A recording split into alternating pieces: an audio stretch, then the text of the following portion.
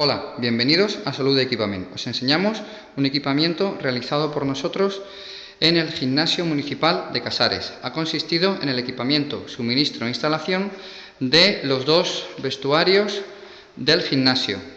Como veis, ha constado de percheros y bancos en compacto fenólico con estructura de acero inoxidable.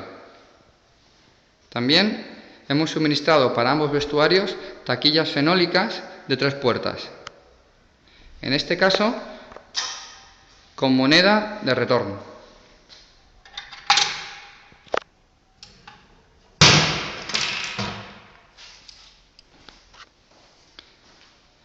Ya sabes, si quieres algún equipamiento para tu instalación deportiva, no lo dudes, visita nuestra web www.solude.es o mándanos un email a solude@solude.es.